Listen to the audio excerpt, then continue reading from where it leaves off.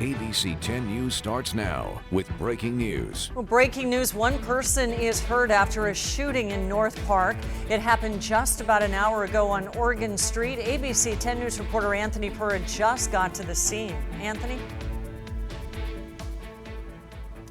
That's right, and this is what it looks like here at this neighborhood in North Park. This is Meade Avenue. You can see police have taped off this area along Meade Avenue between Hamilton and Oregon Street. Now, this is what we know so far, that someone showed up at Mercy Hospital around 9:40. They had multiple gunshot wounds. We don't know their condition or how they're doing right now. We're working to get that information, but you can see again, police are out here in this area. They are investigating, and we will bring you more information as soon as it becomes available on later editions of ABC 10 News. We're reporting live in North Park. Anthony Purra, ABC 10 News. Anthony, thank you. The LGBTQ liaison for the San Diego Police Department is stepping down from his position. He says he can't support the decisions made by LGBTQ organizations in recent days. ABC 10 News reporter Laura Acevedo shows us the letter where the officer says he feels this is going backward.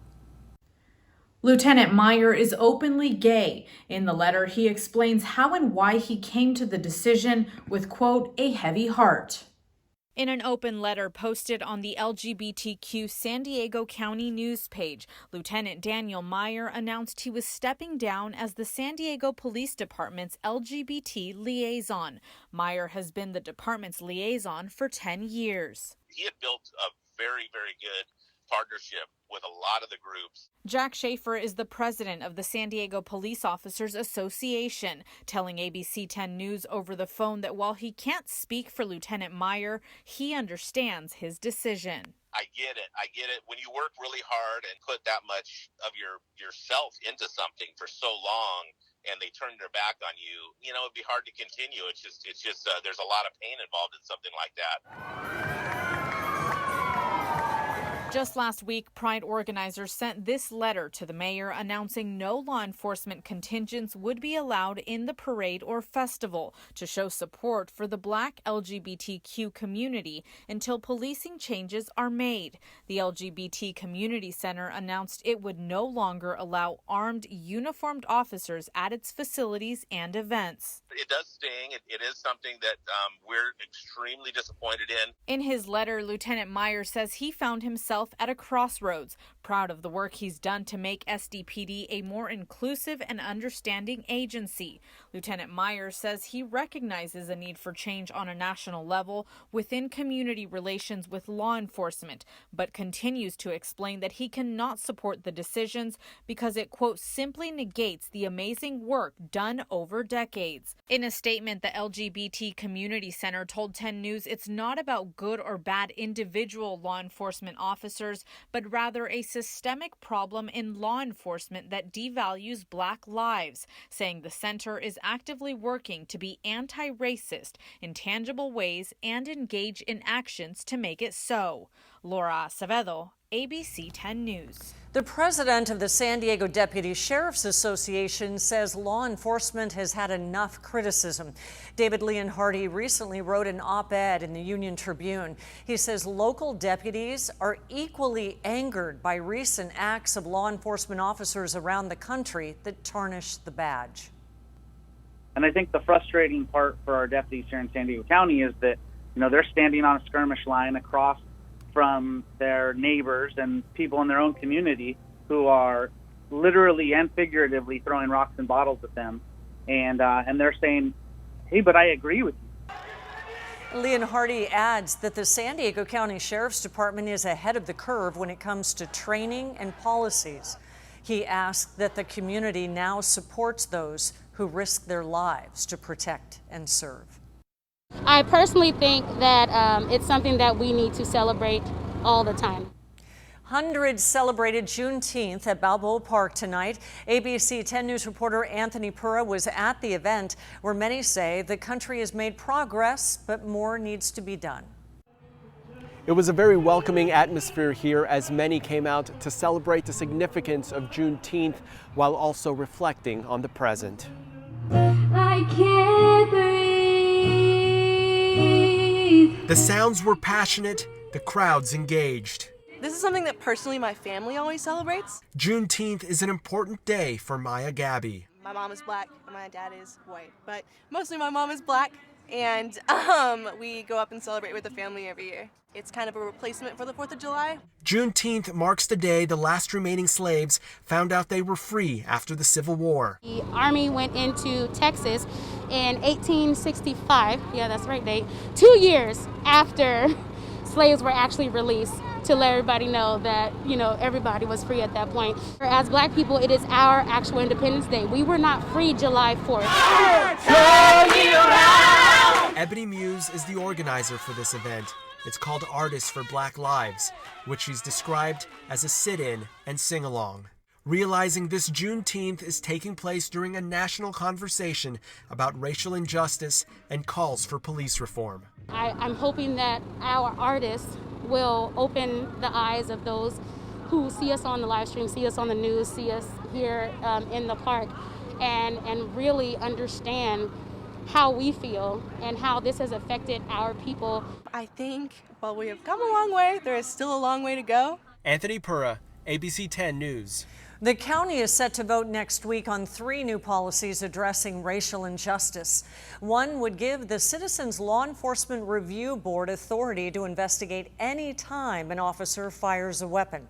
Another would establish a new county office of equity and racial justice. And the third would be the creation of a crisis response team that would redirect mental health and homeless calls to clinicians instead of law enforcement. I am excited today that we will have other options for our mentally challenged relatives. County supervisors will vote on those items next Tuesday. Happening now, crews are on the scene at a train derailment in downtown Phoenix, Arizona. You can see several cars have been completely engulfed in flames. The fire is currently a hazmat incident due to the chemicals in the area. We will follow the situation. We'll bring you any updates when they become available. Today marked a huge victory for all nail salons, massage parlors, and tattoo shops. Under the county's public health orders, these businesses were able to reopen for the first time since March. Hillcrest Nail Lounge was fully booked. Each customer must now have their temperature checked, and all chairs are 6 feet apart. The owner says limited capacity means fewer nail techs are working at any one time. We're working at maybe 40% employee capacity right now, but I think with that we can get by.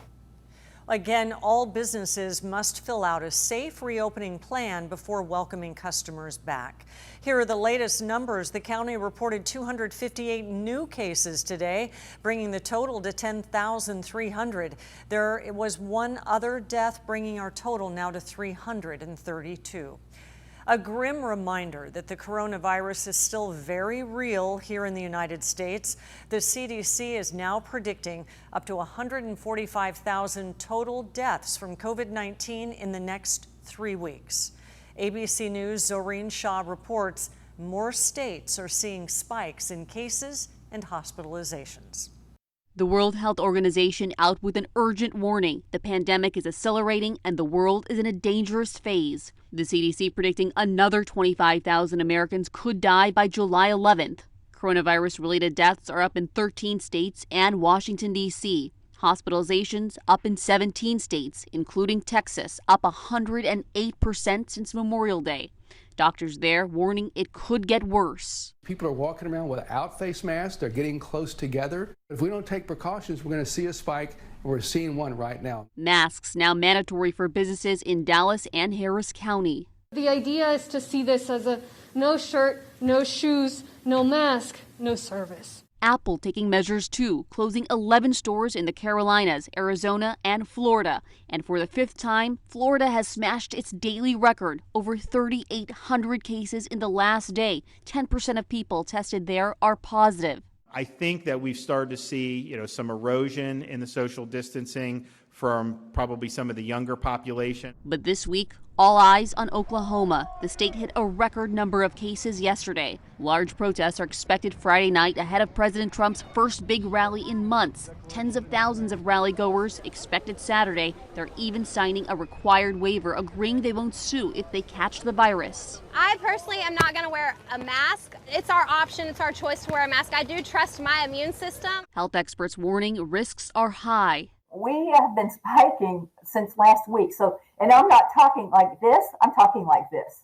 So it's going straight up, and all this can do is take us this way or that way, over the top. This volunteer seeing firsthand how fast the virus travels. Marcy Guest volunteered in a New Jersey hospital for 2 months. When she came home to Arizona, she saw her state with record hospitalizations. Hardly anybody had masks on.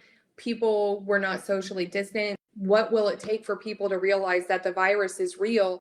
Now some places are cracking down on face masks. Phoenix City Council just passed an ordinance requiring everyone to wear them. Police there will be able to issue citations of up to $250 if people don't.